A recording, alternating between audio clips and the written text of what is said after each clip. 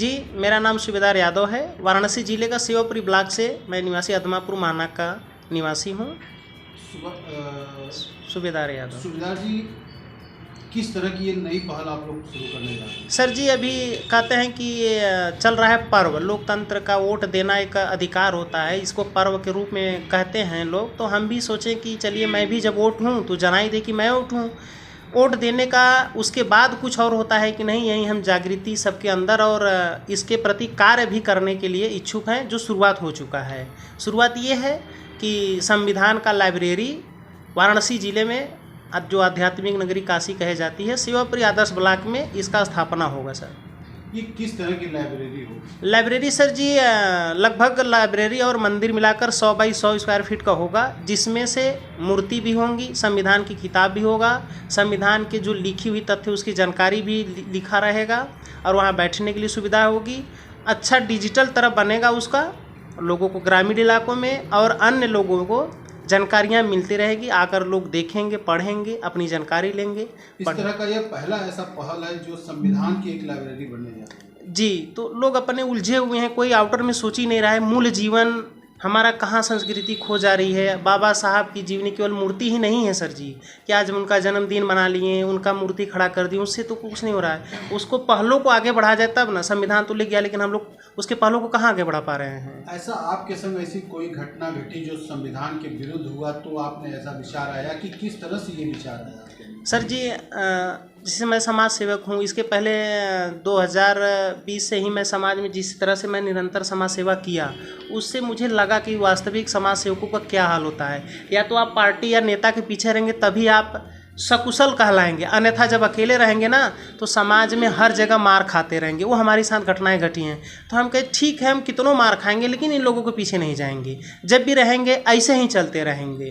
कहाँ पे ये लाइब्रेरी बनेगी और क्या इसका मतलब प्रारूप होगा, क्या प्रारूप होगा इसका? शिवपुरी जो आदर्श ब्लॉक है, पूरे भारत में पहला आदर्श ब्लॉक बना था प्रधानमंत्री जी के द्वारा। वहीं पे एक अदमापुर गांव है महानाक, उसी पे यहाँ पे बनेगा लाइब्रेरी, बड़ा सा बनेगा। वहाँ पे एक अखाड़ा भी बना हुआ है इसके पूर्व में। तो वहीं पे लाइब्रेरी बनाने का पूरा प्रोग्राम है सर जी, जिसका नवरात्र से शुरुआत हुआ है और यहीं से इसकी आवाज़ बढ़ेगा। उसमें सारी सुविधाएँ मिलेंगी जो लाइब्रेरी में होना चाहिए। आम जनमानस उस लाइब्रेरी तक पहुँचे तो क्या उसको कोई शुल्क देना पड़ेगा कि? अभी तक तो सर नहीं, अभी उसका निर्माण हो जाएगा, सारी सुविधाएं हो जाएंगी। एक बार हम लोग चलाएंगे, जब उसके बाद हम लोग असमर्थ होने लगेंगे, जब दिक्कतें ज़्यादा आने लगेंगी, तब उसके बारे में विचार किया जाएगा। आम जनमानस को कब तक ये लाइब्रेरी देखने को मिलेगी? उसका सर टाइम बनाया रहेगा, जैसे विद्यालयों में या स्कूल में जैसे लोगों का उसका टाइम बनाया जाएगा। बनने के बाद खुला रहेगा, वहाँ रहेंगे, सारी पानी उनी का सबका सुविधा रहेगा, ताकि आए तो किसी को कोई परेशानी ना हो।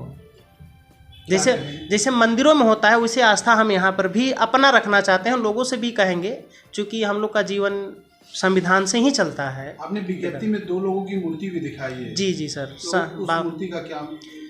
बाबा साहब संविधान के निर्माता हैं, उनका रहना जरूरी है। और हम लोग मुख्य न्यायाधीश जो इतने बड़े सिस्टम को जो चलाते हैं न्यायपालिका का, तो न्यायपालिका का मंदिर रहेगा तो एक मुख्य न्यायाधीश का भी सिंबल रहना चाहिए, मूर्ति रहना चाहिए, नहीं अधूरा लगेगा। इसलिए दोनों का रहना चाहिए और संविधान की टोटल चीज़ें उसमें रहना चाहिए।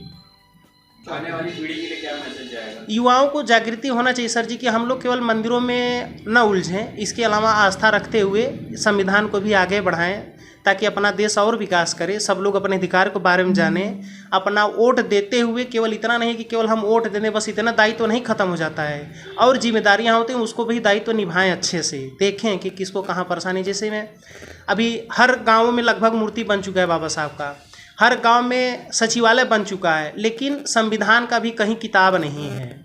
हर सचिवालय में, ग्राम पंचायत में किताब होना चाहिए, संविधान का जानकारी होना चाहिए। ग्रामीणों को तो ज़्यादा मतलब जानकारियाँ मिलनी चाहिए इसके बारे में।